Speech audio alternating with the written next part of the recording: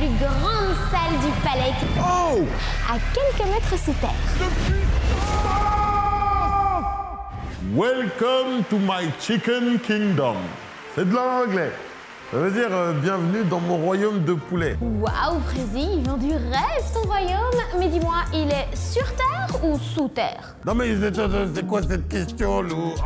Bon, mes petits poulets, en attendant, hein, abonnez-vous. Oui, il faut cliquer, abonnez-vous à la page. Lou, c'est quoi cette question?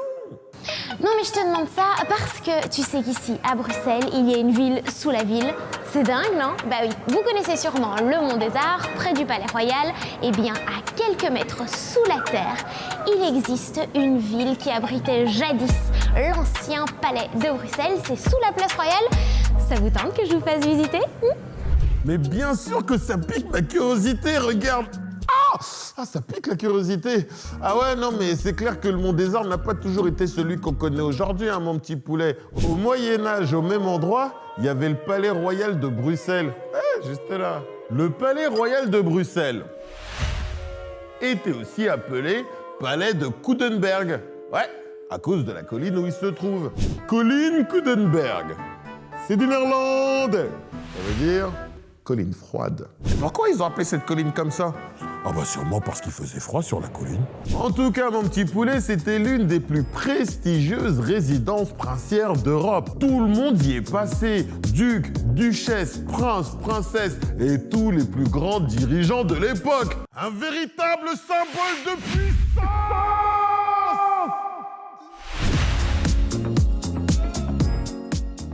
Oui, et si à l'époque sans doute qu'on ne voyait que lui, aujourd'hui pour découvrir le palais du Coudenberg, il faut plonger dans ses vestiges, ses ruines à quelques mètres sous terre. Ici, je suis sous la place Royale, donc ça veut dire qu'au-dessus de moi, il y a plein de voitures, de trams, de piétons qui circulent. Par contre, en dessous de la terre, je suis dans la plus grande salle du palais qui existait, l'Aula Magna. Bon, c'était un petit peu plus waouh à l'époque, hein. Ça a un petit peu changé, mais en vrai, il s'est passé plein de choses ici. Say no more, Luana. C'est l'endroit où ils faisaient les anniversaires, les goûters, où on dansait un peu. L'endroit où on se célébrait, quoi, hein? D'ailleurs, bon, il n'était pas DJ, hein, mais c'est là que Charles Quint est devenu empereur. Ah ouais, grosse soirée. Il accéda au pouvoir en 1515. Et pendant 40 ans, il régna sur un territoire énorme en Europe. Mais bon, mon petit poulet, tu connais, date de péremption, vieillesse et maladie passant par là. Il dut abandonner le pouvoir en 1555. Et devine-nous, hein? Dans la salle Aula Magna. C'est dingue d'imaginer à quel point ça devait être magnifique ici. C'était quand même un énorme palais. Ça a un petit peu changé, hein? C'est fou. D'ailleurs, allez voir.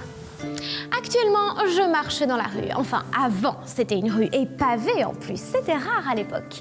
C'est la rue Isabelle. Elle s'appelle comme ça parce qu'au début du XVIIe siècle, donc quelques dizaines d'années après Charles Quint, l'archiduchesse Isabelle voulait pouvoir se rendre jusqu'à la chapelle à cheval. Et donc, elle a décidé de faire paver la rue. Rien que ça. Et donc on est dans un énorme palais avec des gens riches, puissants, qui mènent la belle vie, quoi. Mais en fait, ça va pas durer très longtemps parce qu'il y a un grand drame qui s'est produit. Oh, big drama, my little chicken. Yes, à 2h du matin, la nuit du 3 au 4 février 1731, le château brûle. The roof is on fire. La faute à qui, à ton avis?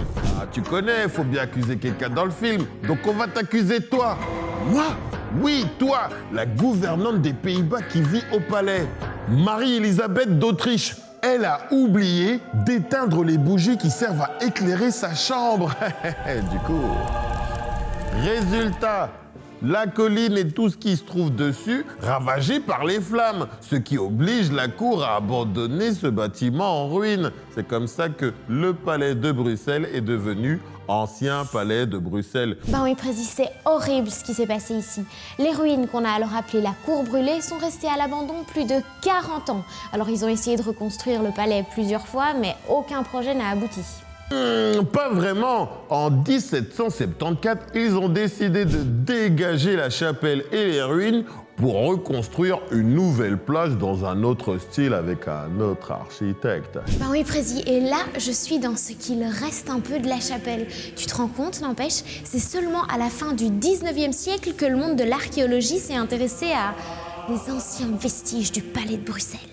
En 1980, on décide de lancer les fouilles, mais en 1995, on réalise un énorme trou dans la place royale pour découvrir les magnifiques vestiges de notre superbe palais du Coudenberg. D'ailleurs, Prési, il faut que je te laisse, j'ai des fouilles à continuer, on ne sait jamais que moi aussi. Je découvre d'autres secrets enfouis du palais. Ouais, bah bonne découverte, hein, mais s'il te plaît, utilise des lampes torches avec des piles, hein, parce que les bougies, j'ai pas envie d'un épisode de, si tu sais ce que je veux dire, Coudenberg, le 2. Non, on va pas regarder ça, on veut pas. Bougie, non.